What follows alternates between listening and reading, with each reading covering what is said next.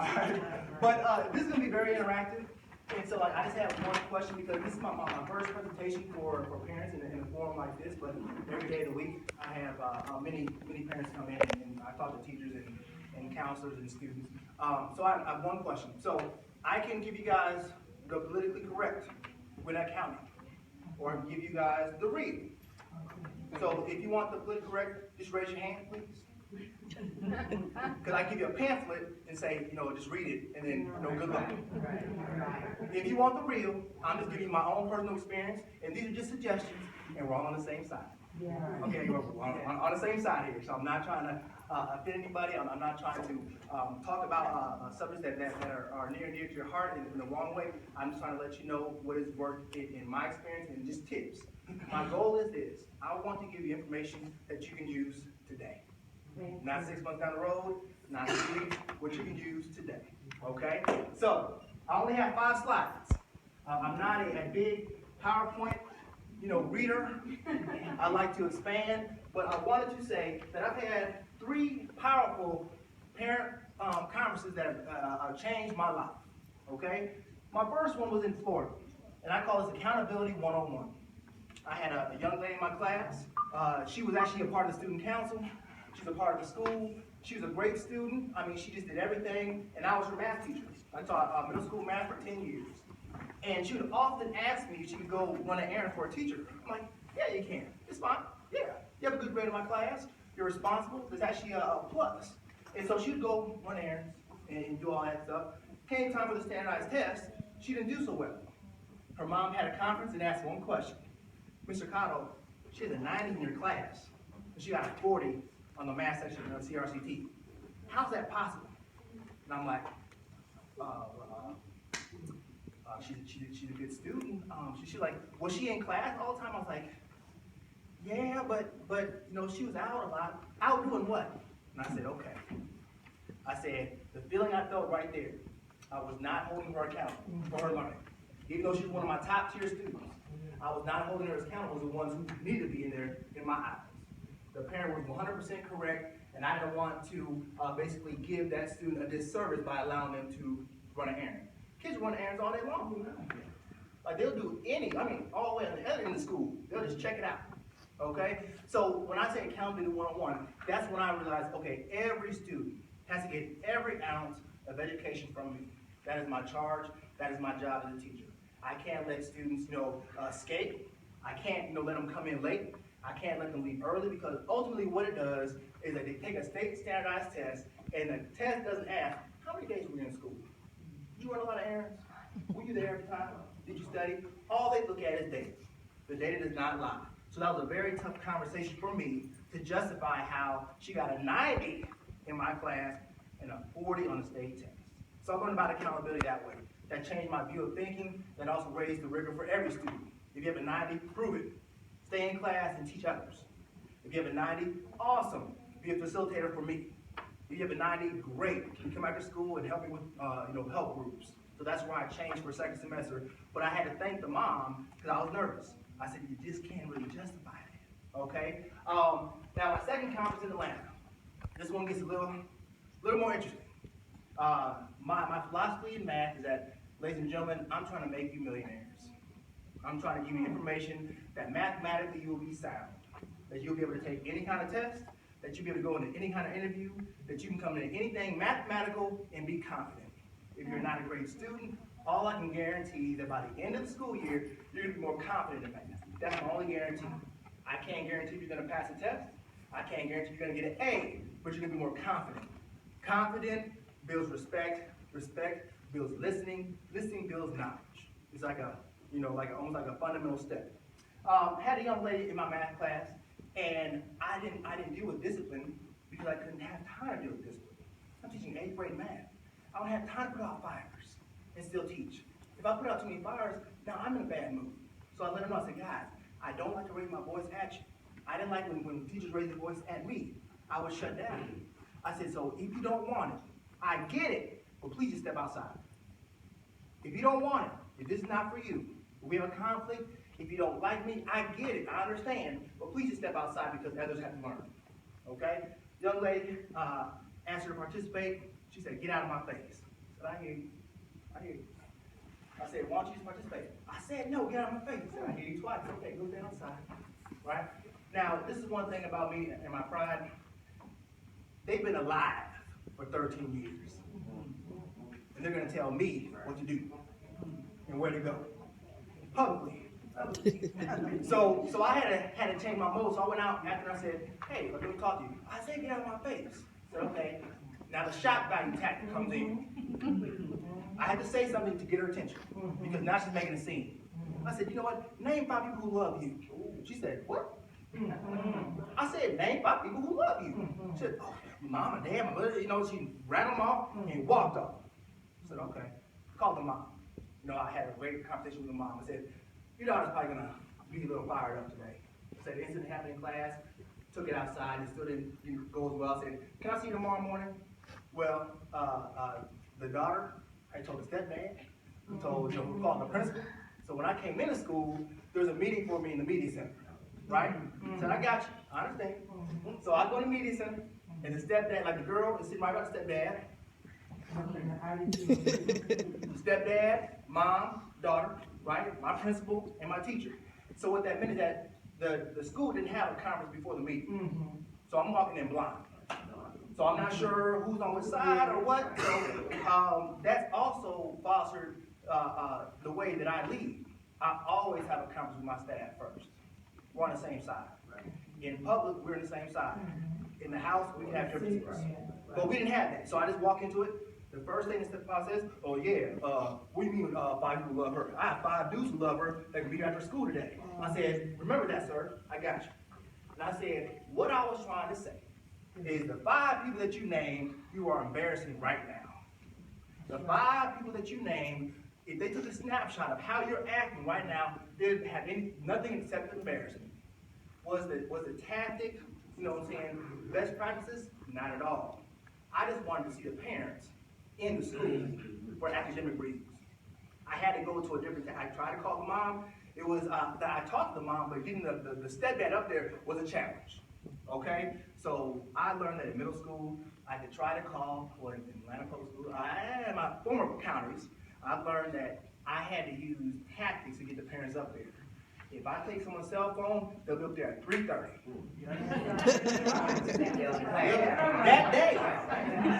That day, I took it at 10, but at 3:30. I tried to call for academic reasons, never got a hold of anybody. I didn't know how the student called their parents when I had their phone. But anyway, you know, so I was talking to Dad, and I said, sir, what I was trying to get the point across is that whoever she values, whoever she respects, whoever's in her corner, is a misrepresentation. She's embarrassing the family because she's up here acting like this. And he's like, oh. He's like, we know she does it to me at the house too. So I'm like, so now we're seeing eye to eye. 30 seconds beforehand, it was family versus teacher. But now, so once I broke down that barrier, I said, sir, I said, you can talk about me all you want. I'm not here for the adults. I'm a role model for the kids. And I said, if you were to come up here and curse me out in front of your daughter, she would then go back and tell 18 of her friends, yeah, my dad cussed out Mr. Tyler. And how would that help me teach anybody? And so I said, let's just keep this focused on her. And I said, while you're here, let's talk about the daughter. So all 5 adults now point the focus at the child. And so that's why I say student-centered. You have to keep everything student-centered. Adults, we can be sensitive at times. I'm one. I'm not talking about you. I'm just telling you how it is sometimes in my experience. We can be a little self-conscious. But if we keep it student-centered, a student can't lie to 5 adults. A student can't lie to everybody. And that's when the adults are united. So for the first time in her eyes, the school was on the same page as her parents. Because we were all focusing on the daughter. Long story short, she did turn around. We didn't have any more incidents, and she actually graduated early and was the car of the arts. Right? Success story, right? Third, now this one, you know, so I already had my tactic for shock value, right? So in Baltimore City, I was given a standardized test, and I had 2 young men who were rarely there, but they're here for testing. Okay? I was given it, and I would say that they asked between the 2 of them at least 30 times to go to the bathroom. One in the front, one in the back. Not even caring about the test. I mean, the boys are going hard. I can't send them out because it's a standardized test, so I just had to endure it. And I said, okay, you two just stay after class. And I just went into my, I call it my in the zone, when I just sort of stand right here and just look at somebody. In my mind, I'm thinking about, what could I say? What could I do? You know, I'm not gonna put my hands on anybody. Right? I'm not gonna curse anybody out. I'm not gonna do that. I said, what can I do to get the attention of these two that this is 100% wrong? I tried to call the parents. The parents weren't calling me back. I'm not gonna judge them by saying that they didn't care. I'm not gonna do that, because we all have life. Yeah. After the last student left, shut the door, and we talked like men. When I say we talked like men, that means I talked a little more aggressively just to get underneath their skin. Okay? I knew there was going to be two things from this. When I talk to them aggressively to get underneath their skin, they're going to run to the principal. That's the first step. Second step, they're going to run to the family. Okay? So they went, well, like the principal brought one on one side, one on the other. They're both, crying. The students get mad and start crying. When they come back, boo-hoo crying. And he asked me one question. He said, Mr. Cotto, did you talk to these boys in any other way besides respectful? And I was like, sir, I don't talk to students in a disrespectful manner. He's like, that's what I thought. And they really started boo-hoo crying, right? I said, if y'all can line my classroom, y'all, I can show you how to put on the front. Right? I'm an administrator saying that, students put on tactics. The reason why I'm telling you this is because teachers, you have to hold them accountable too. So when they came to me and said, did you talk to me any kind of way? Absolutely not, sir. I'm not sure why they're like that. I wanted them to feel how we feel. You can't have it both ways. You can't be in a classroom and ask to go for 30 minutes and hear something you don't like and win. Okay? So, 8 o'clock in the morning, one of the boys brought his mom up. And she said, who's Mr. Cotto? First of all, I was going to say, I don't know. Why don't you know? I was like, I can go find her for you if you need it. So I said, yes, ma'am. Mr. Cotto said, I just want to let you know that your son has really been embarrassing the family. She said, I'm not talking about that. I'm not saying, before you do this in public, let's go upstairs and meet him. Because you always want to take it in close quarters when you think it might get a little sticky. So we go upstairs and we're sitting down, and she said, okay. She said, now son, now tell me what he said again. He said, he said he was going to kick our A's, and he called us some MFs, and I said, ooh. I mean, all the curse words in the book, he said I called him, right? Wow. And the mom said, And we were going back and forth, and I said, at one point I was like, okay, ladies and gentlemen, I said, all three of us are lying right now. I said, Mom, you're lying about how he acts at home, because he told me. I said, son, you're lying about what I said, because I didn't say that. And I said, Mom, I'm lying about what I said, because I didn't say all that. Not all that. And so, it was accountability. I didn't say all that. I didn't say all that. I'm not saying all that. So, what I'm saying is that was accountability 102, because I said, time out. All three of us. It's just not me. It's just not the student. It's just not, I said, well, all three of us are not being true with each other. I said, but why is it that, I get ridiculed when you know how it is? And so she was like, I said, man, yesterday he cursed me out. Well, he learned curse words from you. And I'm like, you really believe that he learned curse words from me? I try to teach him math, not curse words, So what I'm saying is that the way that conference ended was that I had to hold everyone accountable. We're human beings, okay? So in the endeavor and in the field of education, education is one of the toughest professions because in most cases the clientele does not want it, and they need it. The clientele does not want it. That's why they skip. That's why they listen to music. That's why they get arguments. That's why you can go on YouTube right now and just put in teacher altercation. You see, okay. But when I can't really watch those videos on YouTube because of one question I had for how many times did they ask that boy to put away his cell phone? How many days did they ask that young lady, to wear some appropriate clothes? Okay.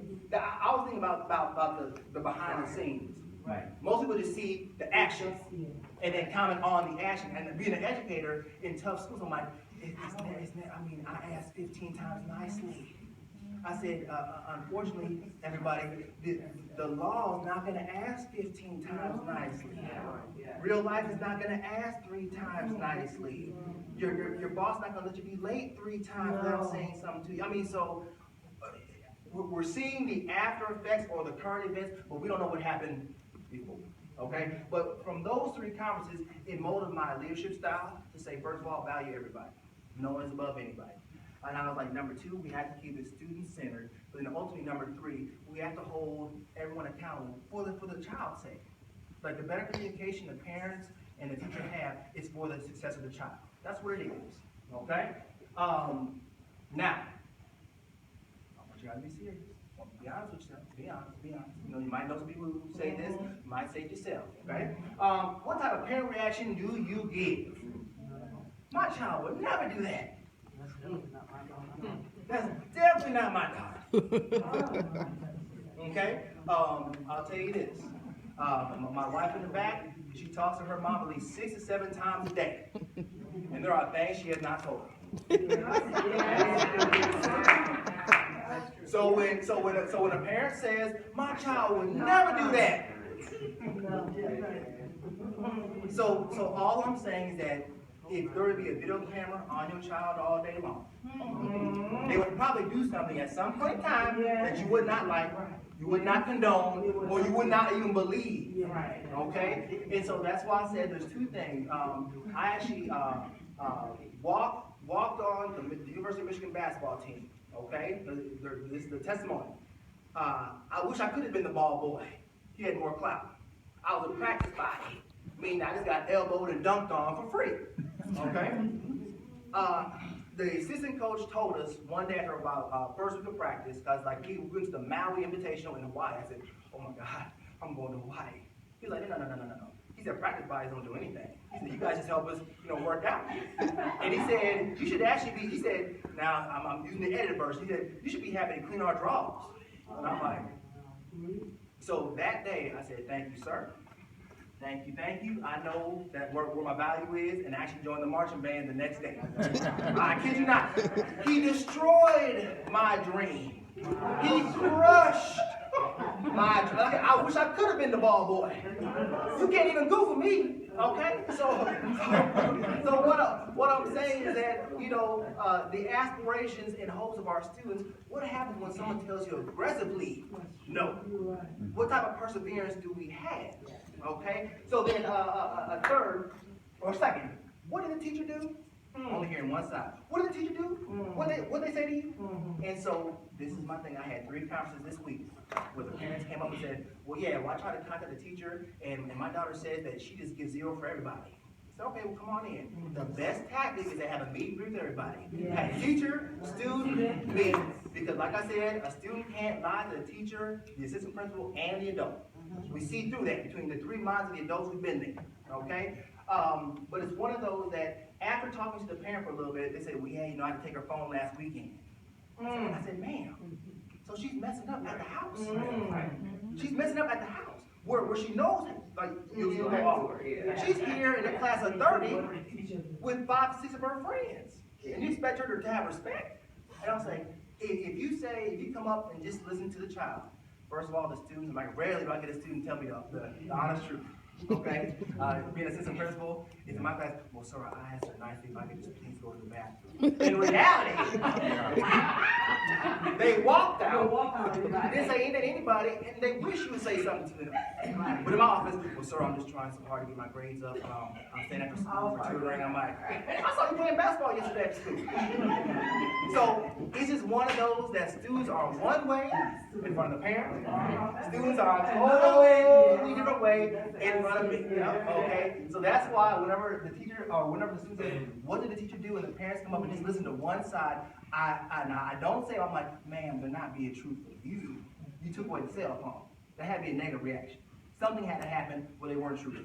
Okay? So all I'm saying is that before we come up with 2 guns blazing at level 10. Before all that, because what that now does is it puts teachers in a predicament. Well, I'm not going to call that parent because she just came out, she just went off, so I'm just going to contact through email. Email does not work when it comes to child success. Okay? Or, because like, we all know we're busy. We all know that respond to email, if it's more than 2 lines, we're probably not going to read everything. And I sort of, talk to my wife about this. Whenever she reads the email, she reads it in a different voice. I'm like, how do you know they talk like that? Look, I get a long email. She's like, well, she said, and I said, how do you know she even talking like that? I know, I'm the wife. I'm like, I'm saying, like, how do you know the tone of the email? So that's why it is better to hear it live than that's why it is better to have the people up, because you never know the tone of an email. One citizen be like, no, I don't want to go. They said, no, I don't want to go. They be like, no, I don't really want to go. I mean, it could be anything. So you can't read the tone of the email, okay? And then also, too, how many sides are there to a story? Three, two, one, three. Because we always say three, but we hear one and come in. There's always three. We hear one and we're coming in, next morning. Okay? The reason why my parents, always said, no, you did it, is because I lied to them to get out with my friends. We weren't doing anything. I was lying. Oh, yeah, Dad, after football game, we're just going to go to, his house. We wouldn't go to his house. We'd be at Burger King, or vice versa. But I lied so much that my parents didn't believe me. And so therefore, look, they believe the adults. And my dad's famous saying, like, Henry, we're not going to find out today. We're not going to find out tomorrow. We're going to find out. We're not going to find out today. We're not going to find out tomorrow. We're going to find out, okay? So all I'm saying is that if my parents were to take my word for it, I'd be the valedictorian of school. Okay? Everyone had been wrong, wrong to me, and I'm just doing the best I can. In reality, I was just playing both sides. So that's why I say there's always three sides. So instead, hear your student out, because you actually want to remember that when they get in front of us. The story changed. Well, you told me in the car that we said yesterday at home that if it's anything like that, then so I would say always try to go meet with the people involved in the story. Okay? Moving on. So I have a few takeaways. All right. First of all, does everyone in here have a cell phone? Everyone have a cell phone? Okay. Does everyone in here have the passwords to every social media outlet that your child's involved with? Everyone. I'm talking about Instagram, Kik, Snapchat, Twitter, Facebook. But the last two are the two that students have a hard time logging into.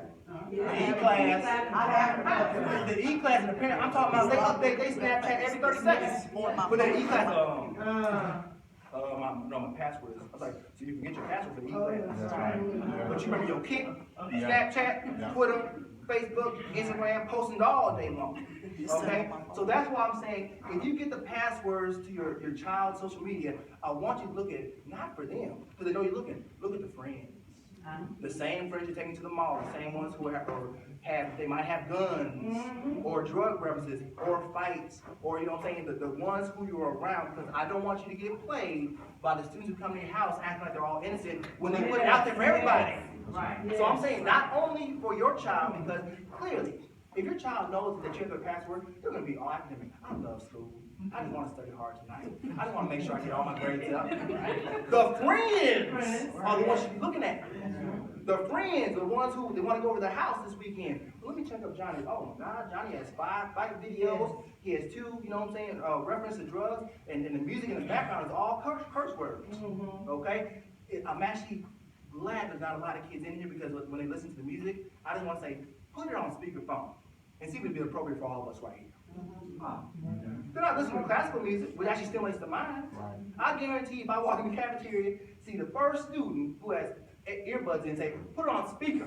That's right. How many curse words do you think? Say, ladies and gentlemen, we have to think that way, because if they listen to nothing but curse words, nothing but, aggression, nothing but, a defiance to authority, who am I to say, hey man, pull your pants?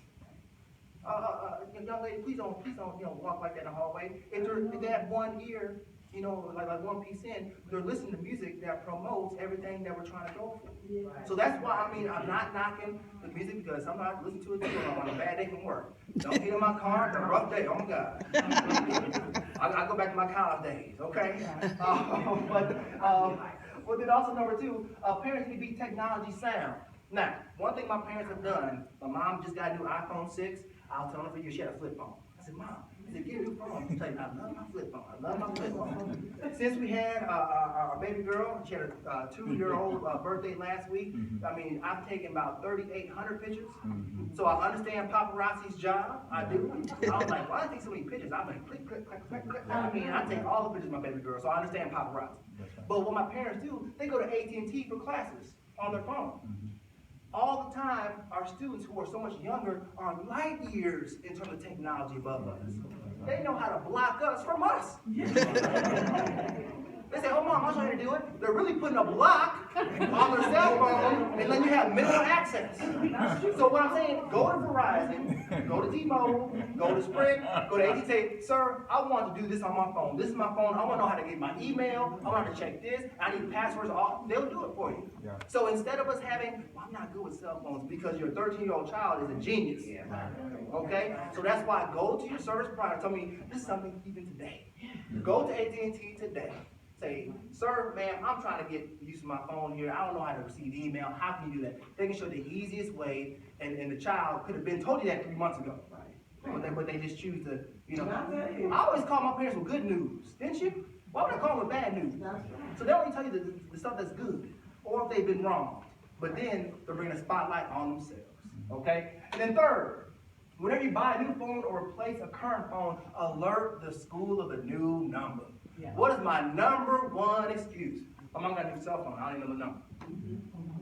I have no idea. Can't even contact her. All 8 numbers on the parent portal are wrong. She got a new phone last week. I don't even know the number. I'm like, so if you got hit by a car, who'd you call?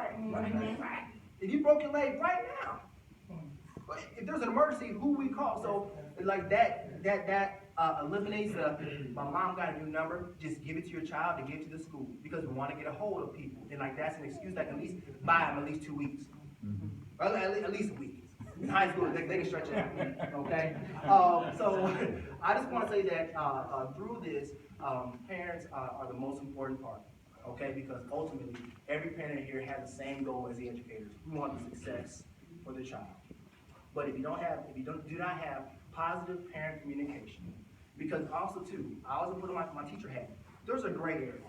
Let's say we start school in August. Let's say I've not contacted a parent about a student who's failed until about October. That's a tough phone call. Because the first question the parent's going to ask is what? Why is it Halloween and my son's failing and no one called? That's a tough answer, to give. So sometimes teachers say, I just email. It's just easy. And they can also log why email I contacted the parent. They did, but they didn't speak to the parent. They contacted them. They didn't speak. So that's why, as a teacher, I got to support my teachers as well. We have 118 kids in a day. We have about 35 students per class. The parents who show the most initiative get the best care. I told my wife, well, with a little 2-year-old, I'm gonna show you here in a second. But at the daycare, there was a worker who just did think that she was doing a good job. I said, instead of complaining, instead of going to report, go in there every morning. If she sees you in there, at least our dog's gonna be taken care of. At least our dog, hey, ladies and gentlemen, I'm giving you stuff that works today. Okay? So what I'm saying is that if you want, a teacher to have positive communication, start off by saying, well, I just want my son to support you and respect you. I know it's hard being a teacher. I'm just giving you buzzwords for a teacher to say, you know what? They're very supportive. I'm going to call them for any time. You want a teacher to say that. That means for anything, good, bad, and different, they're going to give you a call. But it's when we don't talk for so long. The teacher starts assuming the parent don't care. The parent assumes, well, the teachers didn't say anything. And the students in the middle just loving it. The students in the middle saying, I'm not going to tell my mom how I failed this test. She didn't ask. I'm not going to tell the teacher how my mom, trying to be with her. I'm just going to sit and be okay and say, oh, my mom got a new phone. I'm sorry. Okay? So if you want to change the perception of the teacher of your child, go in there. Stop in. Because teachers show the best care to the students and the parents they see or talk to a lot. As a mentor, I'm telling you that the ones who I see, I make sure I have all the documentation ready. Maybe at 11 o'clock, I have attendance, grades, everything right here so you can see everything. The ones who I never see, I automatically assume, okay, I tried to call you a couple times, I'll wait for you to call. I mean, it just goes, not a negative mode, but you just go into the pending pile. You want the completed and met with pile, okay? And then finally, the reason for, well, actually, 2 things. before I graduated from Michigan, now this is like, the first quote is unknown. Procrastination is the assassination of motivation. Procrastination is the assassination of motivation. The counselor was just talking about it in the previous meeting. In middle school, when I talk middle school, the best thing about middle school, and I'm not ashamed to say it, after 3 years, good luck in high school. Good luck in high school. Since being a high school administrator, I'm like, please, I need to change my thought process, because when I call them 8th graders, they are freshmen, but they don't become freshmen to me until second semester, because they can't tell me how to get to the 200 hallway, to the bathroom, to the 400 hallway. If you can't tell me that, you're still learning, okay? And some of the top quotes from my freshmen are, the teacher doesn't like me. I said, that's definitely an 8th grade mentality right there. Teacher doesn't like me. Number 2, well, can I get a redo? I said, redo? So you were here. What do you mean a redo? I mean, well, can I get a makeup? I said, but you were here. Makeup is when you're not there. So like there's certain buzzwords that 8th graders have ingrained. And so when they get to high school, that is the disconnect of ultimate success and making it. I'm over the special education department at Central Gwinnett High School and also the Fine Arts Academy. I have the biggest academy, and I meet with a lot of parents about the special education students. And the one thing I tell them is this: the transition to high school is massive. They're going from a room this size to rooms, like 3 or 4 floors. You're going from this side to that side, and we're not holding your hand. Right? Like, we have an abundance of students who skip as 9th graders. And like the reason why I don't actually dislike that initially, because they're just trying to find the campus. So I say, go here. I said, well, you were skipping over there last week, so you know where it is. So don't play it off, you don't know where the 600 hall is, because I saw you skipping the 600 bathroom. So you know where it is. But it's one of those that the freshmen that come in, it's enough anyways when going from middle school to high school. The rigor, the amount of classes, the amount of freedom, and also the amount of students. That's huge. That's why the dropout rate for 9th grade is so large. I read a statistic that said 1 year of poor teaching of math cannot be remedied by 2 years of excellent teaching. Which means you can have 1 poor year of teaching in the 8th grade. You can have the teacher of the year 2 years consecutive in math, and they still won't be on grade level. That was powerful. Okay? So if we have continuous years of poor teaching, we'll never get on the same playing field or level playing field like where we should go. What can be immediately helped by that is the parents being in the classroom, the parents being at the school, and the parents also holding teachers accountable for constant communication. Okay? Now, the second quote is one that I came up with, and I still have to check to make sure I'm not copyrighting or infringing on any laws. But I said effective and consistent parent communication directly correlates to the achievement of your student. The more you are present, the better they do. Point blank. The more you're at school, the better your child does. Even if they're not doing well, they'll work with them more. Even if they're not at grade level, they can come out to school. If you have that positive interaction, the doors will be open. So that's why we need to have more positive communication and more frequent communication as well. I get a flood of calls right about this time of the year because it's report card time. And the number one question I get, well, how can I what can my student do to pass? Well, man, you got to ask, first of all, your student. You should ask the teacher. I said, I can set up a meeting. I can do that. I'll do that for you. But whenever parents call and say, well, how can my student pass? That leads me to believe that they have not been on the parent portal. That further leads me to believe that they have not been checking their students' e-class. But I bet you money there's posts on Instagram, Kink, Facebook, Snapchat, Instagram, that day from the student. So what I'm saying is that if they can post something 30 seconds, they can surely show you how to check their grades.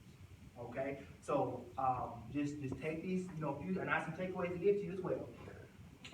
But the reason for all of this, the reason why my mentality changed, the reason how I just became an educator to a powerful educator in my mind is because of this one right here. Okay? Once she came into the world, everything changed for me. So what I'm saying is that the love and care I have for her is I know the same love and care you have for your child. Meaning that I don't want anyone's education, to get in the way of anything. So that's why parents just make it a point, to stop up to check in, to be proactive, because the more positive communication and the more effective communication directly affects the success of your child. Okay? Now, this actually concludes my part, but will there have to be any questions, for me over anything I want to be so more interactive? Yes, ma'am. So my son just went to North Rock High School, he's a ninth grader now, he was in Picnic Hill Middle. I was told that I couldn't just come up to the school, and just kind of sit in these classes, like they frown upon the parents coming into the classes and checking the teachers and seeing, what they have going on, which clearly changed from elementary school when they encouraged it. But I also have an elementary school now, child too, and they don't let me come in his class either. Like, I can't even just pop in or anything. They're like, oh, no, security, you can't walk through here, you can't do this. Back in the day, my mom was in school all the time, and she was able to walk right up to the class. I know it's security issues, but I'm the parent. So I feel like I should be able to go into the place where my child is in and go wherever they are. Is there a way that I can, bully them into, I mean, without going to jail is what I'm trying to say. Right. Okay. Excellent question. Because now with the new security measures, in fact, our policy is that parents have to give us a 24-hour notice to observe, and it has to be escorted by an administrator. So I mean, there's the logistics are different. But I'll say Plan B. This is a feasible Plan B, a realistic Plan B, and a plan that should be happening. Contact every teacher to set up parent conferences. Because once you're in the school meeting with the teacher, you can then see, okay, where's your class? Okay, where's your class? So you get a visual in your mind. Like, I didn't even know. Right. Like, if something happens to my child, I wouldn't even know how to get to him if there was an emergency or something, because they won't let me pass the little kiosk right there. Right. So, I mean, just for security measures, and so, school used to be a safe place. School used to be a place where we actually go, for care, comfort, so I mean, just for security measures, the game has changed, but what has not changed is how many conferences you can have in a week with their teachers. Once you're in the building, when you see the layout, the teacher will escort you around, because you're there.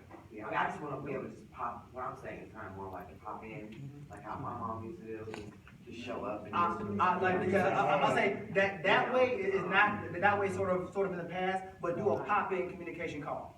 Do a pop-in email, do a pop-in through the phone. Email communication. Like pop in over the phone first. Yeah, personal. Right. I want to see it live. Before you go on, may I just piggyback on that?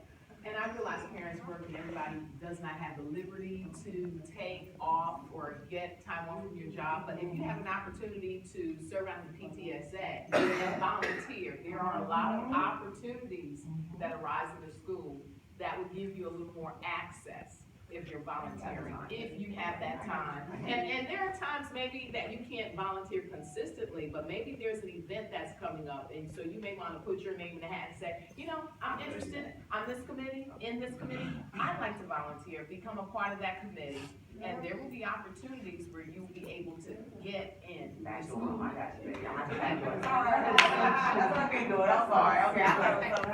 I know Mrs. Ship, who's one of my parents, raised her hand, but I just around this time. No, that's what I was going to say. Okay, the volunteer mode. Yeah. Yes, ma'am. What I do, I may set up and call in or something, but I never tell the boys that I'm coming. Oh, I don't want to know. There'll be angels on time, hands pulled up, everything well, they just act like this today. Well, I know my mom was coming, that's why. Exactly. Yes, ma'am. I know, just a comment, I had a situation, and my son actually, he moved into the new middle school that opened up Jordan, from Richards, and the difference, I found out a lot more information, like with the E-class, because I never knew that I can log in and do all this stuff. Situation happened where apparently he was on his phone in school. Oh, yeah. And he claimed to the teacher he was on E-class, checking his grades and all of this and everything, having it there, and she took it. Yeah. And he comes home from school, because he knows how I am, that's my money, that's, my phone. wherever that phone is, that's my money. Indeed. And he comes home and he goes, she said she bringing the phone to the house. First thing I said was, who said the teacher can come to my house? Okay. Because I don't agree with that. Right, true story. Well, what happened was that she actually did call me. And she says, I can give it back, you can come and pick it up, or I'll give it back to tomorrow. And she explains it. I said, no, come on to the house. I don't want to confront him with this one.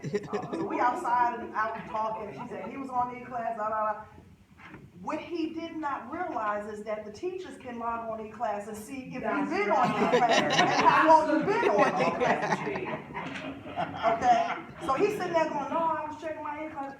I'm looking, you have it, so she's like, I can't get no. I said, hey, I got Wi-Fi, come on in the house. She comes in the house, pulls up her computer, we are showing him everything. She said, come on, I don't wanna give you the zero, just tell me the truth. Right. He finally admitted he was playing football on his phone. When she was able to physically show him that she can tell when he was on, because we did it from my phone, it showed that I logged in and everything, and it messed him up. He's on, I mean, I'm not saying his grades are the best, but he's on E-Class every day.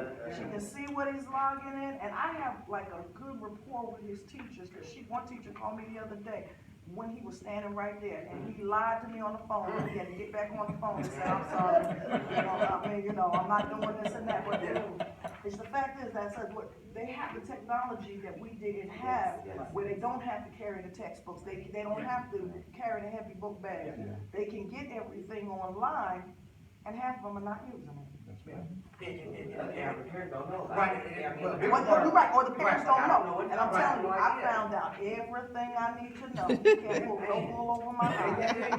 And by the way, I took his iPad, so he doesn't realize I still have the old password, so I was able to get into his Kick and Snapchat and watch him doing his little videos, and they're illegal. Say they're illegal. Good.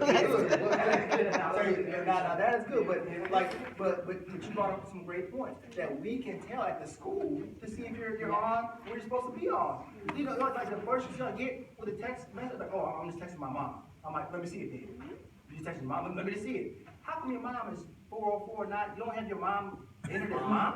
He was in the playoffs, so he had to finish it out. But like, ma'am, and I don't know your son, but if he's playing football, and if you're playing a football game, if you're on E-Class, you just have a different emotion. Playing football, like, Right. E-Class might be like, What? so there's no way. That's what his face should have been looking like. Like, there's no way that, right, you can't be playing football, Johnny, it just doesn't work. But thank you for that. Okay, right here in the front, then in the back, this man, then you in the back. Okay. My son was transferred to another school. And he was a new teacher. Okay. When he told me, so Mom, when I started the class, the teacher called me over to her dad. And look at his grades. And she said, wow, did you make all these grades? Then he looked at me and said, yes, ma'am. She said, I don't think you can make this kind of grades in my class. Because the kids in my class hardly make this kind of grade. So he didn't say anything. He said, okay, ma'am. And he went back to his seat. So there's this math that she started grading then, because his school where he was in, they have not started that. Right. So he came, he met them in. Right. So he couldn't understand it, but he couldn't say anything to her. He kept, trying to struggle on his own. So I'm the mom. I was going E-Class and check on his E-Class. So I saw the grade, but still, I thought there was something wrong. So I talked to him on the table while eating. I said, tell me, how is the math going on in your class? Mommy, it is not the way, the way the teacher explained it. It's very given power, but I don't want it to look like, because she already told me that the grades that I brought to the school, that the kids don't make that grades in the class, so I don't want to say anything, so that's why I just keep quiet, trying to struggle. So I try to teach him it, but that's the old-fashioned way. He said, Mommy, that's too, you try to put everything together, that's not how to teach it, they say, go. Right. I don't have time for that. So I called the school, and I told the nurse to please tell the teacher to call me, please. Teacher now sent me email, and I didn't know, because I'm at work. So when I got up work, when the teacher from school, I sent an email, I said, oh no, that's not going to happen. I went to school, I went to the nurse, tell the nurse, call her on their phone. The nurse called the teacher, said, Prince mom is here. She didn't know, tell me right there. I said, wow, this parent. So she said, yeah, already? Yeah. I just said, perfect, can you please come down and talk to her? So she came down, I was sitting down, and I was like, hi, thanks, mom, she was like, wow, I didn't know you were already gonna come. So I now her, I said, yes, that's my son, and I really want to know what's, so he can get help. She's like, well, he didn't say anything that he didn't. I said, I need to see if I want to be class. Even though his grade is 95, I know he could get 100. So that was my point. That's why I knew that there's something going on. So she started right there by him and started doing, and I was looking at what she was doing, and I saw where the problem was. She's doing it too fast, and that's not reading, that's math. Right. So I now said, can I just talk to you outside there? I want to show you some math in front of my son. So I said, is there a way, can you move it slow? Because you're going too fast. And he's a child, he's not going to disrespect you, because that's how I brought him up. He's just going to say, yes, ma'am, yes, ma'am, I got it, and he didn't get it. So when he come back to me, I just knew what he did. Can you do it real slow? Let me see how you doing it, Yeah. and see if you ain't no problem right there. If he get it, then we go. Yeah. Then I know he got it. Yeah. She said, thank you so much for talking to me like this. So we came back in, she gave it to him. My son got it right there. Now she's calling me on the phone now. The best of friends. Huh? Yes. Well, Yes. like we have to be an advocate. We have to be an advocate for our children as well. Like the parent communication just can't be for disciplinary things. We have to be an advocate saying, well, they learn better this way. Now you're giving instructional tips to the teacher.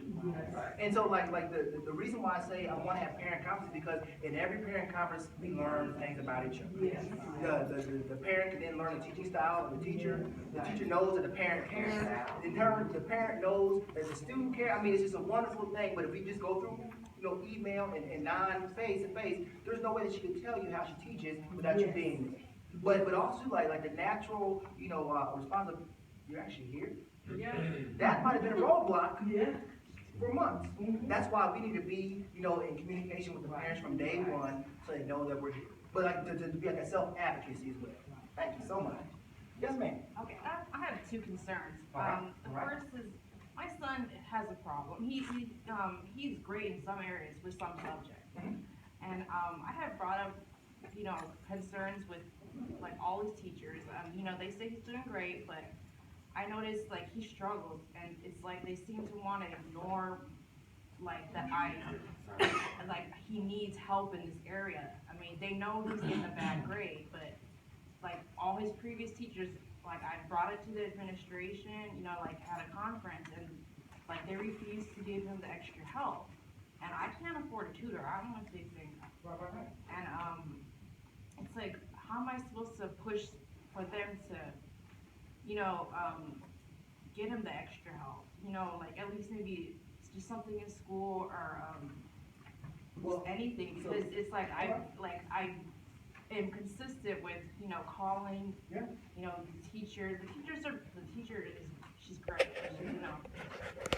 but it's just like, where he needs help the most, like, it seems like they wanna ignore me, like, It they might be a disconnect, so this is what I'll do. I would, set up another parent conference and have the student do the work to show the mistake live. Okay, like one of the best things about being a math teacher is when I had a conference and the student was more bent on, they didn't turn their homework, and the mom was like, you should have graded. I said, okay, time out, son, go to the board right now. Explain those 3 problems and you're good. If you have any question about anything, that means you didn't do it. So like they need to see the problems happen live. Why weren't you there? And then they say, see, that's what I'm talking about. How can you help them with that? You need to almost like direct the approach, because at the house, maybe the struggles, the teachers know at the school, but the two need to be meshed together. So have the student there and either have him be like a self-advocate, because it's powerful when a student says, I just don't know how to do long division, I'm trying. Oh my God, I'll stay till 6 o'clock to try to help you out. So he needs to be a self-advocate in terms of his own learning and say what he doesn't understand with your help. So I would have a conference and then have him in there say, this is what I need help with when Johnny the kid gets to this part, so they know. So like the issues out there in the open for help. If you just sort of not have the two sides talk, it can be almost like hearsay or speculation. Okay, may I just piggyback on something you said, Mr. Collins? And I think I heard you say, ma'am, that you contacted the administrators as well, the assistant principal. Yes. Have you contacted the principal? We actually had a, administrative to the teacher meeting, and, it was like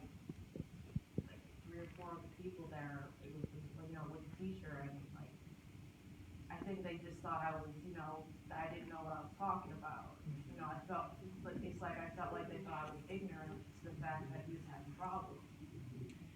Okay, I like, and I think that's a great suggestion Mr. Collins gave as well. And also, if you have some of your students' work, some work samples that you can take in and show the work samples, and definitely follow the proper protocol as far as the chain of command, the teacher, and then the assistant principal. And if you're still not making progress, or if the situation continues, I would recommend that you have that same type of data and be able to report, well, my student even helped me with the conference, then go to the principal. Okay, that's just a recommendation.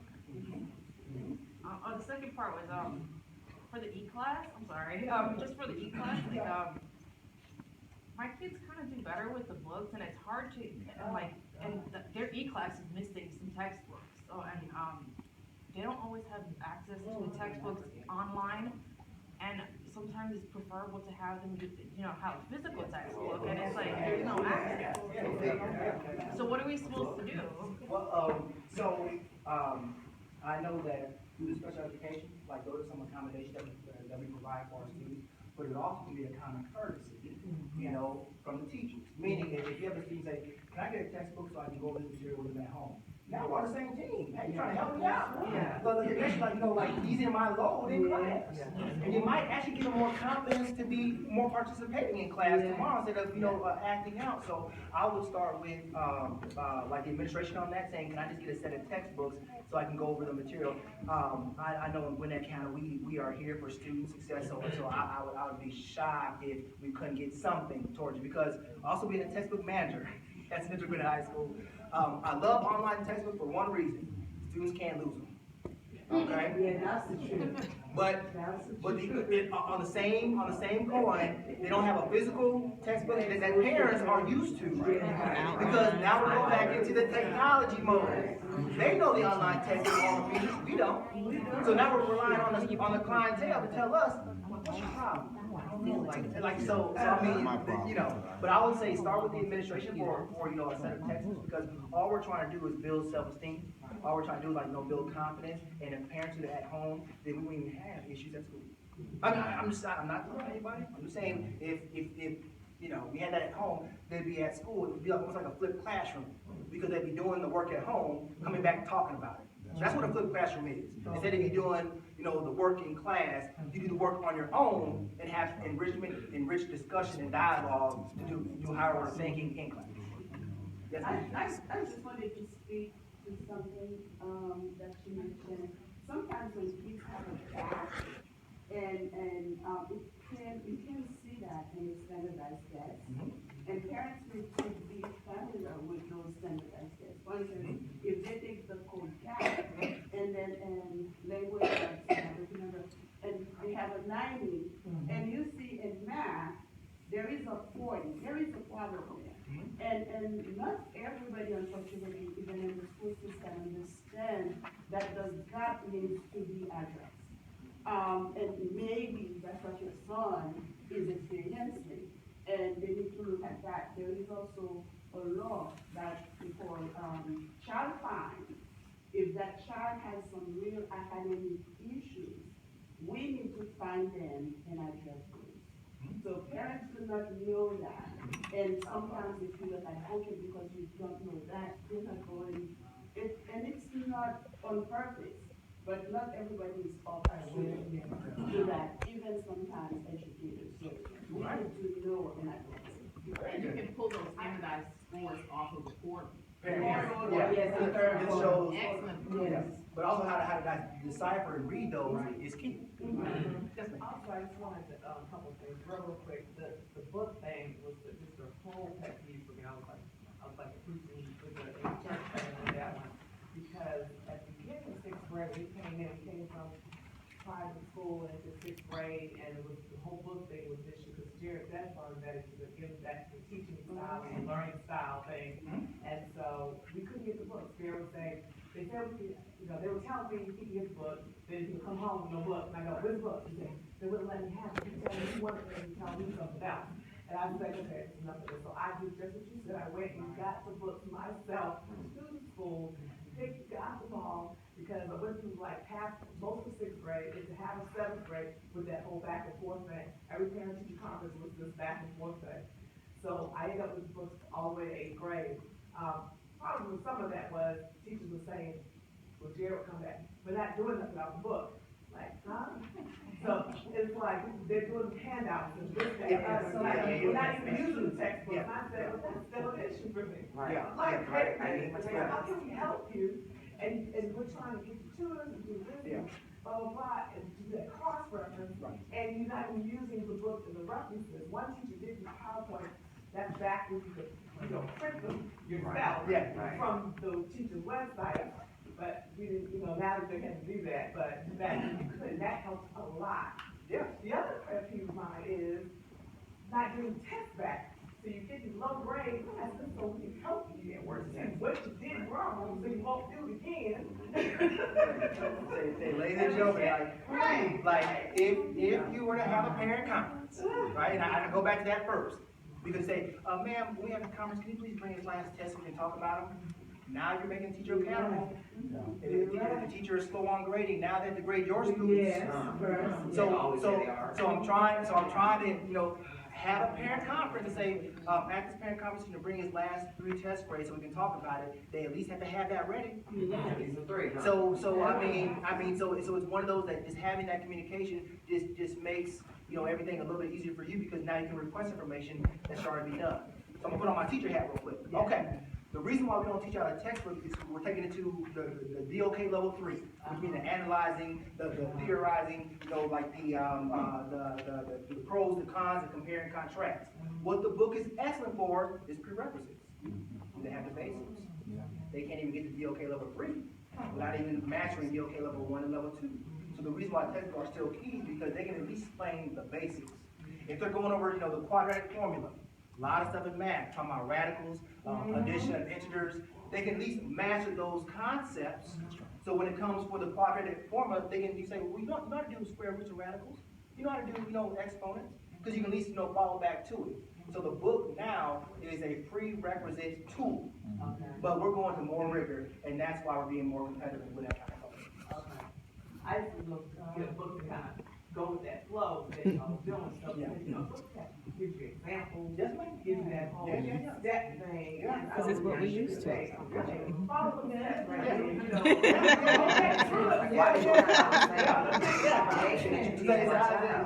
But still use the book for a baseline. Yeah. If they can't explain that, then they're. Yeah, gotcha. Okay. Yes, sir. You've been patient. Yes, sir. Yeah. Yes, sir. My son is a sixth grader, and for a very, long time, we do have some communication with the teachers when it comes to asking questions, raising hands, and being overactive in the other way around. I'm not sure exactly as a parent how much more can I do, because to some degree he feels singled out. Well, meaning, when questions have been asked and nobody participated, and he currently getting engaged to answer the question. Yeah. Even if you said you have to raise your hand, so he will do it for so often. But if you don't acknowledge him and nobody else is engaging into the answer, he will stay. He will voice back. Right. So actually, it like. becomes a kind of a friction between the and the teachers. Oh my God! So you bring another point. Okay. Yes. So what happens when the clientele tells us how should we talk in terms of the teachers? Animosity. What? You know what I'm telling me? Like, I'm teaching a class of 30. So you don't want that type of friction. So going back to it, having a parent conference, and say, this is our anchor student. Having the student hear some positive remarks from the teacher saying, I know you know it, son, that's why I'm calling you. That goes a long way. Right. That goes a long way than being in class, standing in front of 30 and saying, well, no, not now. Because they might want to get other interpretation, but having that parent conference saying, actually, he's actually a catalyst for answers. we actually want him, I mean, like, that's just a positive reinforcement, and also too, that would lessen the friction between the teacher and the student. So true. And also, it comes to the point, like, if he has other questions not related, or, he wants to be excused for something else, Mhm. before he comes out to say what he wants to say, he's automatically stopped. Mm-hmm. So, he never end up having the opportunity to bring out what he wanted to, even if it's non-related, but it's relevant to ask the teacher, or to get the teacher's attention. Yep. To some point, not too long ago, this school year, it was time sensitive. He was gonna turn in a form for a science club. All week, he's been trying to get his teacher's attention. May I be excused so I can turn this form to the, the people that are responsible for this stuff. Up to the last day, the last hour, and then he gets frustrated. And it's like, I've been trying to give this to you so I can be excused with something. And the teacher's response to him that this teacher don't have time for this right now. And that particular teacher responsible for the science club does not have a schedule. Everything he does, collecting this project for students interested to join this club. So he does not have an interrupted schedule. So I got Once again, real quick. On Tuesday, after it didn't go down on Monday, have a parent conference, because like now you're in a different form, okay? And I can say, put it back on my teacher hat, if Johnny answers every question, he can ask me, how are you doing? I don't want to hear it, because I think you're going to answer something. So I can automatically, so if you're the only one, you'll raise your hand, it's going to be default mode. correct. I know you're going to answer, so let's just let someone else. You could be asking to go to the bathroom. Okay? Yeah. So what I'm saying is that a teacher would not know any difference except that they're answering or they're asking. So have that teacher conference and then have an understanding saying, okay, you, Johnny, like, let's have you answer just 3 questions in class period, or come up with some type of plan, because clearly I don't want there to be friction of a student who's trying. Okay? Because students have short fuses. Real short fuses. Some of them have short fuses. I'm saying like if you don't answer them right now, they shut down. Yeah. So that's like having that conference just brings everyone on the same page. Okay? So man, real quick, sir, and I'll get you. Yes, sir. Okay, all I wanted to say, it's a thin line between the student and the teacher. And we have to respect the teacher as well, because the teacher only has a limited amount of time to teach. So we have to be engaged with the teacher as the parents, and we have to try to find as much information and be involved with our kids learning on the outside as well. Whether it's through tutoring or him finding a friend to learn with, because like you said, the classes are big, and if one person is not learning, you gotta get that person help besides the teacher. Because the teacher's on the schedule, and the teacher probably is teaching a method that works for her or him for the past 5, 6, or 7 years. To teach the master study than one individual. So as in a parent, we have to find a way for our son to learn the way you think he should be learning. Because sometimes the teacher can't adapt to one person learning instead of than the master. Do you understand what I'm saying? I understand. So you have to respect the teacher as well.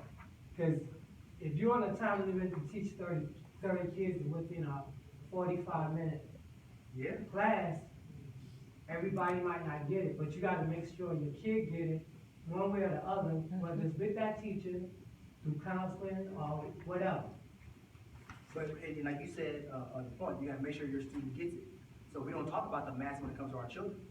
So once again, have that conference. You know, say this is my student's learning style, man. You know, who would you suggest? Because at Central we have 12, 15 different math teachers that have 12, different tutoring sessions. Say, what's your learning style, so we can match it with a teacher, so it can be enhanced in the class. It's just not a straight, straight path back and forth. But like you said, there's a fine line between students not paying attention or can't pay attention, and teachers, teaching only one way. But that can be knocked down, or a meeting of the minds can happen once you have that. Exactly. Yes, ma'am. What I was saying, what I was gonna say, with her situation as far as her child not getting it, My son had a problem like that, was forensic, and it ended up, the conferences didn't work. The tutoring that they had at the school didn't work. And the mom and the teacher was still having a problem. Well, my son usually, he's always listening, or he's always wanting to help somebody. And his particular friend, he said, well, why don't I help you with the work? So the peering worked, because it's almost like a language barrier. The way that they speak to each other, the way that we speak to each other, is like Spanish and French and all of this. The boy ended up going from failing the class to getting an A in the class. But it came to the point with the Snapchat and all of that, sometimes they would FaceTime, going over a project. And it might go in between them talking about Madden one day and the game, and then math again. And for some reason, that child got it. So back to the learning style. Some of us need a quiet room, when other of us need the TV on, the radio on, just to do the math work to get it. And that's how that child particularly was learning. He had to have the chaos in order to get the work. And that particular teacher's class, she was very, it's this way. It's going this way, almost like the dry eye commercial, because my son would say, she is so horrible. But he didn't get it because that class was that way. And then on the other end, the same son, we just had him transferred to another class, because he was having conflict with the teacher. And that whole raise a hand, raise a hand, raise a hand. And he would come home and he's like, she's like, she's such a bully. And quite naturally, as a mom, I want to call a teacher, conference and all this. Conference we had already had, it didn't work. And I did like the fact that they bring the whole team in to have the conference. So it's not saying this teacher treats him this way and this treats him this way. Everybody was on the same page, because I'm sure they had their meeting of the minds first before I came in. And I will tell them, I'm not on his side, I'm not on the teacher's side, I want to hear both stories. I never take sides. Yes. So it came to the point where it was a breakdown in communication between him and that teacher. So it's still, even after the conference, it worked. So he comes home and I said, well, I'm not gonna step in, I'm here to let you handle it. First thing he's like, what do you mean, how I'm handling it? Okay, you talk to her, if it still don't work, I want you to talk to your homeroom teacher. So it's a chain of command. Homeroom teacher don't fix it, then I need you to go talk to your counselor. If the counselor don't fix it, now we're going to your AP.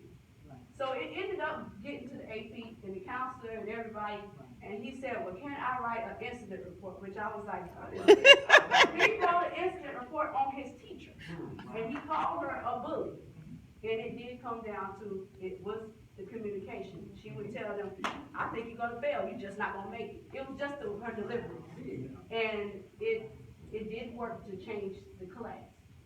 Now, Mom, imagine if you would not have told him. Yes. Imagine if you would not have told him, like the great advice, to go through a chain of command. Yes. What if you told him, well, if that's how she teaches, you don't get it, then just don't even pay attention. That's right. Like I said, they did butt heads. Yeah. Because we text. I gave all of them my cell phone. Yeah. Because where I work, I can't call you back. Yeah. But I can respond to text. Yeah. So we all had the communication, but I was looking beyond the school. He has to know how the chain of command works, because that's how everybody's job, anything. Yeah. You can't just say, I'm curious how to get you fired. I'm going straight to HR. Yeah. No. Because you bring a lot on yourself. Right. They say, well, you might have been late 3 times, or you Yeah. finished this, so. Because I told him, well, what have you been doing? Okay, so y'all having a breakdown because of what? Yeah. What have you done? So when he went to the chain of command, it did make it where he had to sit down with her one time, and he has to explain. In the incident report, he got that all on his own. I don't know where that came from. But he did, he wrote up what he thought about her, because he said that he could not talk to her. But That's see, smart. There's so many lessons within that, because number one, he's advocating for himself. Right. He's advocating for himself, and students don't like to write. No. You want to write everything down, correct grammar, correct spelling, give me, this is your defense, give me it all. He's writing an essay. But he's better, the math class he has now versus what he had. He said he loves her class. He loves the way she teaches the class. So, I mean, like I told him, she doesn't need to be fired. Sometimes we have to be retrained. You know, and I told him that's what we do at our job. We want to give you chances before we get rid of you. So, that, I think with that teacher, she's a new teacher. I think it probably helped her in the way she addresses everybody in the class now, because he said some of his friends are still in the class said it has gotten a little better, but I don't want to go back to her class. You know. Well, like, it always starts with one advocate. Now, it can't be the class clown who's trying to get the teacher fired. Yeah. Time's out for that. Because we don't look at the grades or anything, we just listen to the class clown, so it can't be. But if you have an advocate to actually write an incident report and then go to a homeroom teacher, it's serious, or serious enough. Yes, And so like, he's now inspiring others, because like you said, I can tell a student 30 times, hey, just pull up your pants. A girl will tell him, that's so ugly, pull your pants up. Right. And I'm like, I just told you You're that. So, I mean, but the students are powerful, meaning that they go by each other, and if you have one natural born leader, okay? Whether it be good or bad, if the class clown is the leader trying to get a teacher fired, the students who do like the teacher are not gonna get an altercation with the class clown. They got the class clown crown for a reason, they'll clown anybody. Yeah. So the good students are the ones sitting back saying, telling their parents, well, you know, it's all right in there. They're not even talking about the class clown, because there's some reason, I don't know what it is, the class clown never gets told on. That's true. The class clown, the one who tears the class all the way up. You wanna keep him there. It's entertaining. Look, I got you. Oh, okay. Yes, ma'am. Yes, ma'am. I just wanted to go back to my brother over here about the baby, keep raising his hand and the teacher not responding to him. I completely get your response as, you know, again, going through the profession and your experience, but as a parent, that thoroughly makes me very angry. So when I'm speaking to my child, and I'm just right now talking about my third grader, I got a third grader. He's in elementary school, and unfortunately, the last 2 years that he has had teachers, I think that they're way too young. They don't have children of their own. I think no, seriously, Yeah. Okay, I'm Yes, okay, yes, I'm real yes. So, I mean, like, I walk in the door and I'm looking at them and I'm like, are you kidding me? Like, you'd be my kid, and I'm a ninth grader, like, why are you in here? You don't know how to deal with these children, you definitely don't know how to deal with my strong black man that I'm raising as a third grader, so I have a serious issue with that. So when he comes to me and says anything that she's doing that I feel is bad towards him, or not assisting him in anything he has, I automatically get very upset. Now, I'm on my email in all caps, because you're gonna know what I'm saying. And I'm saying, I'll be up there in 30 minutes, I hope y'all outside waiting, like, it gets to that point. So, now we have a broken relationship going forward. She's completely wrong. I don't care what the situation is. All the signs to me are, if you're a teacher and you're expected to do A, B, C, and D, and you're not doing any of that, I have a problem with that. So how do I go in there and say, look, we need to try out another teacher because, you know, I can't even communicate with her effectively anymore. I feel like now she's not responding to my child even more because she doesn't want to hear my mouth, you know, or she doesn't want me to pop up on her and have to have an issue with everybody in the whole school who already know me, already walked through the door. So what do you do? So I can feel the passion. Yeah,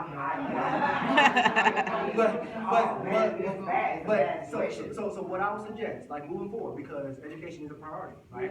Yes. If you say that the teacher and I have a broken relationship, what that really translates to is that now she's talking to every teacher in the building. That's right. So now, you don't even know the teachers who are already saying, watch out for that parent, she's gonna, you know. Yes. So you don't wanna set your student up for that because he won't even have a chance to do anything. Right. So mom, you know, like, all friends in here now.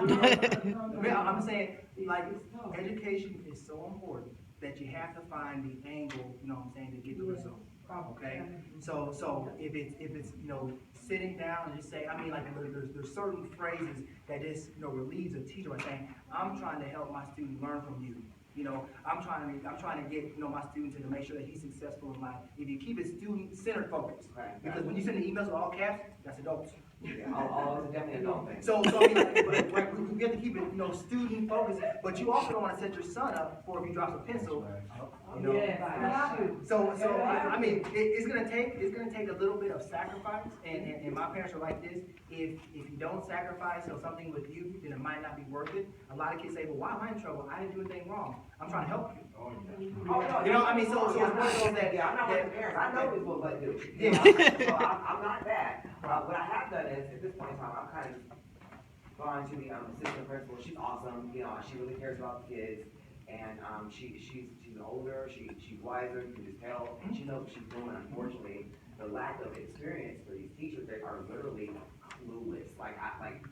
I don't understand. Well, the good news is too, you said she was young, right? Yeah, like that. That means she can be molded by the experience. Yeah. Right, true story. So I'd rather have a young teacher rather than a veteran teacher who's not trying to hear. A 30-year-old vet that has laminated lesson Oh, that's plans. one of mine. I just want you to be able to have a child and know, don't tell my kid to go get water and then not take him to the nurse, because you're not a nurse, you're a teacher, and he comes home with a 100-degree temperature, I gotta take him to emergency room. But I didn't get a call for that, but I will get a call for if he drops a pencil. So stuff like that, I just want, and I hear what you're saying, I have had situations where, recently a parent said, this is not going to It's work. gotta work.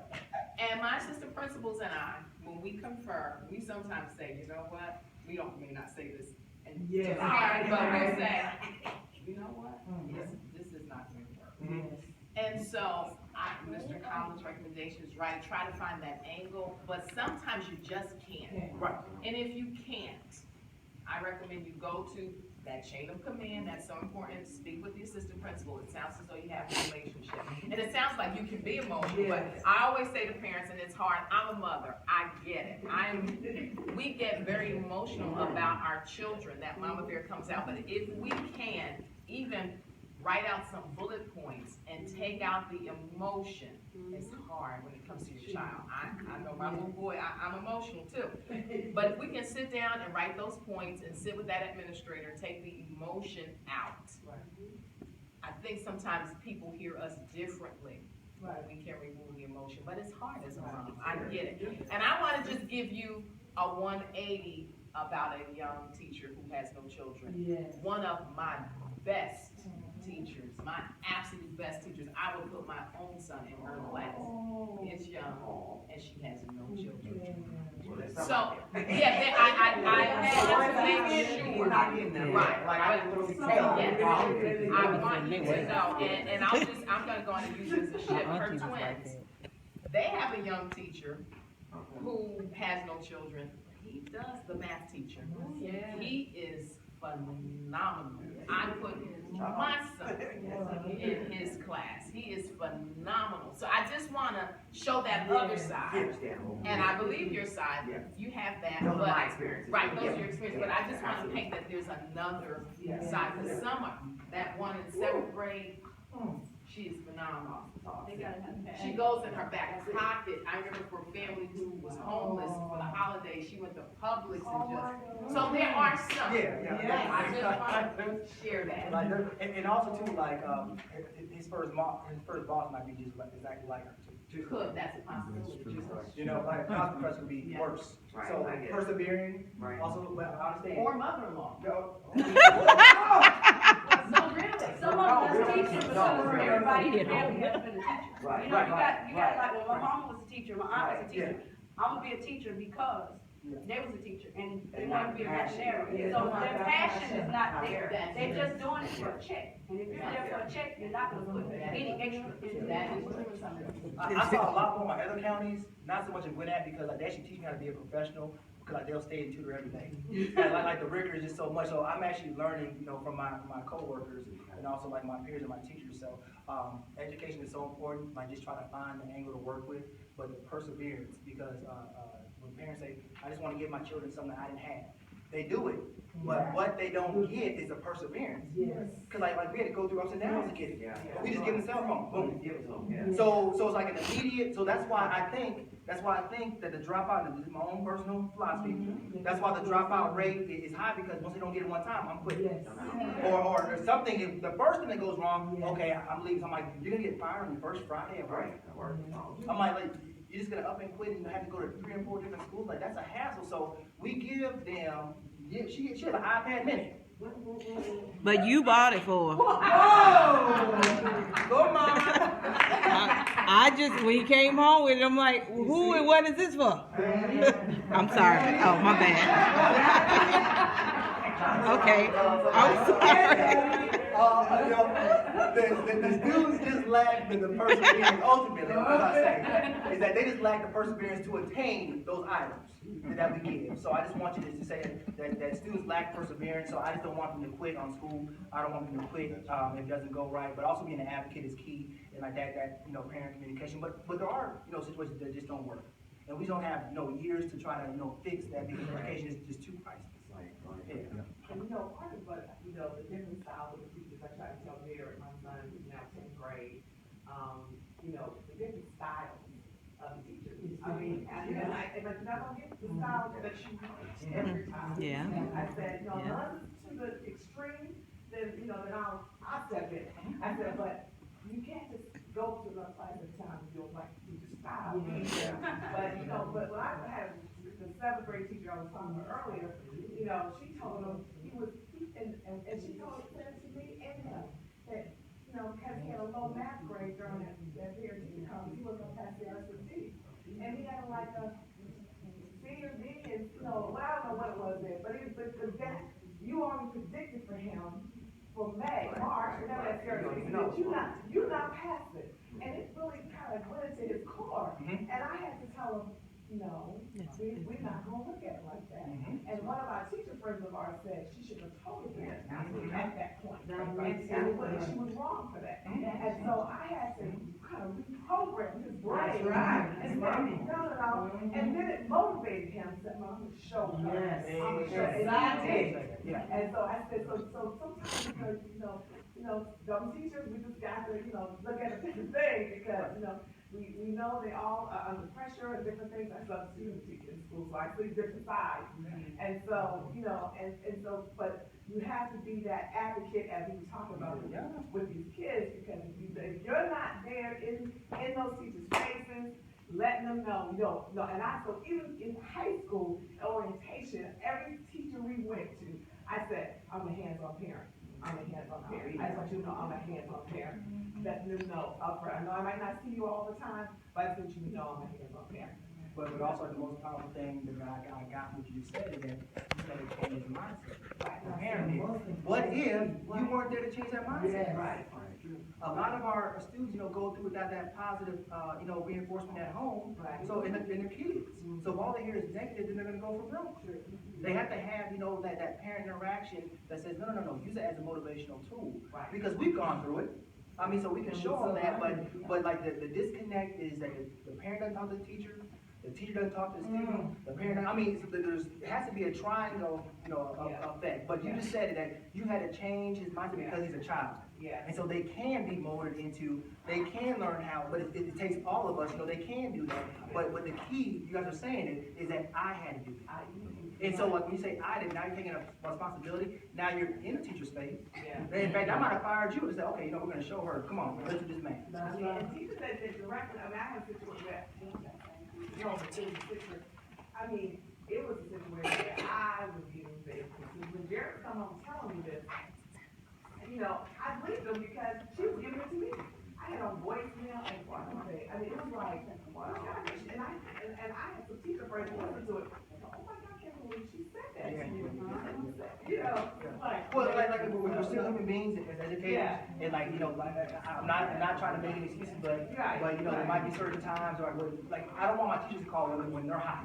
Because if they're on fire, then it's not gonna be a positive message. And it might be more, adult-like. I mean, She said adult-like. It's just better for everyone if you just sort of think about it and come back. And I always like to tell people, I'm not one of those, this is what you had said on your other previous slide, that, one of my job, I do that, my job is do that. So Derek knows, you have to give me I have to see all this. Spell it out. I mean, just for the sake of education, because ladies and gentlemen, what we don't realize is that when they graduate from high school or college, we're not going to remember these individual, problems we had, but it all went for the greater good of graduation. That's why it is critical. It is it's so vital that we're in the working with the teacher. Okay. Yes, ma'am. My son, his first teacher in his life, the white lady, he carried on, he was so happy. But when he got to this class, this other teacher that was white, said to, because every time he would be the only one to answer the questions and ask him when he doesn't have anything, he get bored. So I had to come in to tell the teacher, he's a child where if it's easy, he does it so fast and he wants something else. So just see if she can chip in something. So then she took it on the good note, but but it became a problem in class. So then now, she made a statement one day, and his best friend's a white little boy. And the little boy heard her when she said, I just don't like this black African boy. He just thinks he's too smart.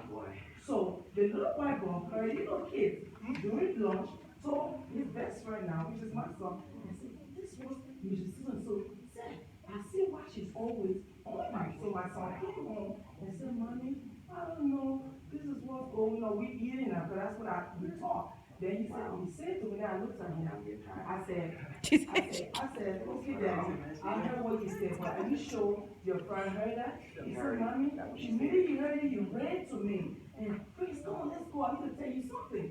So that's when he burst it out, but see how I told him. And I talked to him at the table, I said, your first teacher was what? He said, right. I said, how was she? Amazing, Mommy, she was great. I said, well, you get this. That doesn't mean, oh my God. Son, listen to Mommy. I want you to still show her love. Then I know not everybody will go that way, but that's what I went. And I think he said, take the Bible. What did it say you should do? He looked at me, Mom. For Mom, I said, okay, listen. Can you be the first to be the example? And just show her love? And let's see how it goes. And let's pray for her. Maybe there's some kind of demon affecting her. And let's pray. You see how it is? Let's pray against it. I'll be honest with you. Yeah, because you don't want people to because she's gonna have no control. She's gonna start doing stuff more. This teacher wrote me a letter, put her handwriting, apologizing why she didn't just like this my son. She's so sorry. But the love this child showed, but it's not because he was showing her love, it was the friends. That started to change her to see that love to flow in the class. So my son decided to use it with his little friends. When they having problem with her, she's nice to me now. So all the students that praying for this teacher had to cry at the end of the year and say she will miss each one of them because she ended up loving all of them. Her class for that. She ended up loving all of them. But I'm trying to say that we parents, you know, our kids bring it to us. It's hard, but we the parents supposed to be able to swallow it down and make our kids understand that yes, it's not going to be easy. Everybody's not going to be nice to you. But what mother most? What are you there for, son? You said, Mommy, to learn and be somebody better. I said, that's what I want you to go with. So you go back in the closet, let's pray for her. And God will be the one to change you. And she's one of the best teachers I still call her now. She's in another state. She still call my son to check on him, see how he's doing. Because, you know, things happen. But we should also go into our prayer closet. Pray for these teachers. Pray for the class. That's something I'd be less. Because as Mr. Howard mentioned earlier, you might end up with a boss like that. And you might not be in a financial position to walk off your job.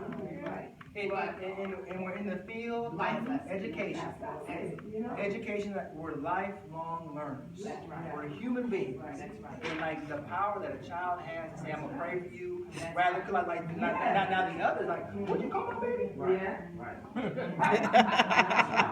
You know, but if you go the other, it's so powerful because you know, yeah. I mean, so like those are moments that you remember, and those are students that have an impact on you because they do something that you didn't think. They take the alternate route, and not only did it work for them, but it worked for me as well. So I mean, like always taking the y'all say the extra mile is a lonely road. Yes, it is. The extra mile is a lonely road. But teachers need prayers, I'll be honest with you. Oh, No, our kids in the classroom, we need to every day pray.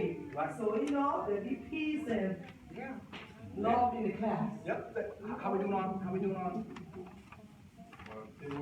Okay, but let me hear from Miss Lady, I'll get to you, Mom. I was just gonna say, I use that concept a lot. I mean, with the friends in the neighborhood, you know, bus drivers, any situation that my kids come across, I said, pray for them. Be nice to them. Yeah. You know, and they are amazed, they come back, you know, they're amazed at what happened.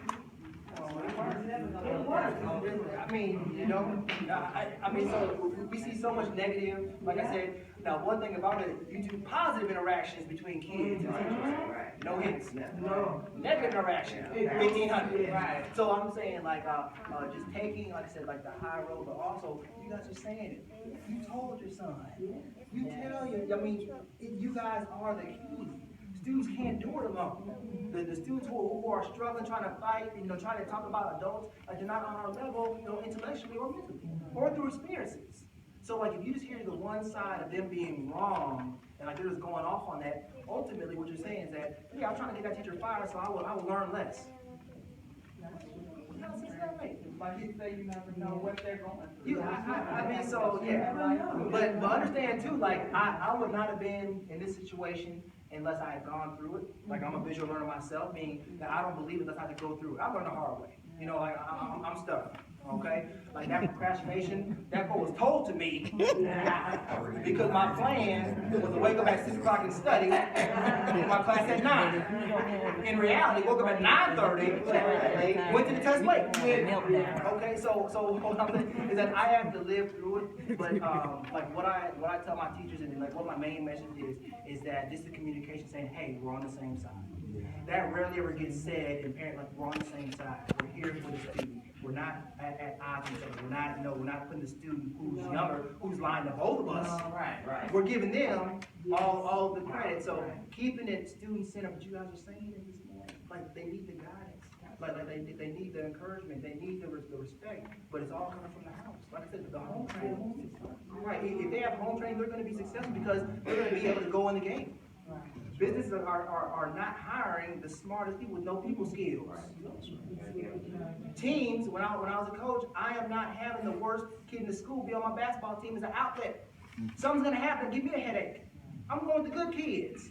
I'm going with the Steph Currys of the world. I'm going with the ones who are MVPs doing it the right way, who's not out there doing, because like time is out, because there's 55,000 other students exactly like him or her that have better grades and a better attitude. So that's why I'm saying time is out to be the worst one and the class clown. Time is out for being, like just having your mom come turn up on teachers and you're failing everything. How can the AP teachers, how can the AP kids don't have their parents come turn up? They're taking an AP test that they got to pay for. But the kids who are at risk are having their parents come up and I mean, we just don't win. Like it's not a good feeling for the students, because now the students empowered negatively. They have a chip on their shoulder, so you better not say anything to me. I'm gonna call my mom. And I'm like, good, call her, please. I want to talk to her. But that's all through experience. But like the one thing I'm just trying to teach, and I'm so thankful for Mr. Rayford and just giving this opportunity, is that I just wanted a forum to say that we're on the same side, but at times it might be like we're at odds with each other. But the ones who are losing out, it's not me and you, it's the child. It's the child.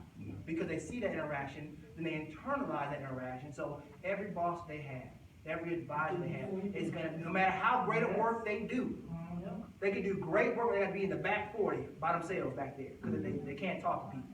Or they don't have any kind of de-escalation skill. I think every student now has anger management problems for some reason.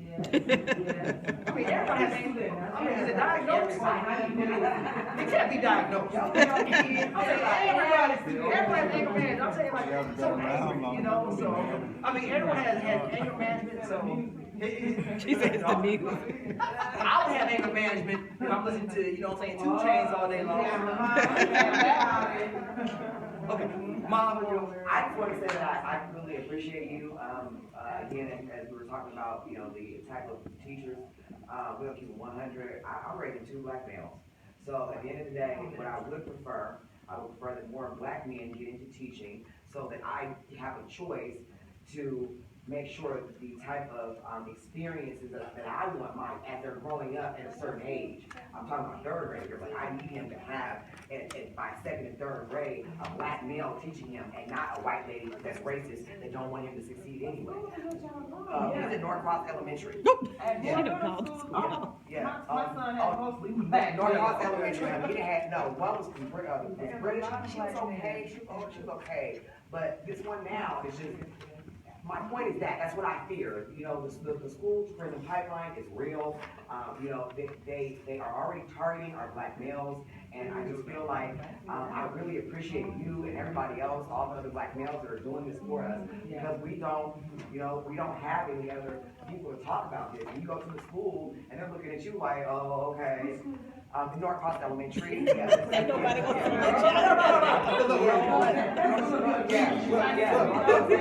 see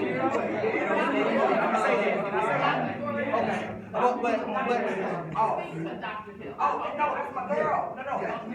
No, we're good. We are awesome. She is amazing. She already has. She already has. She's amazing.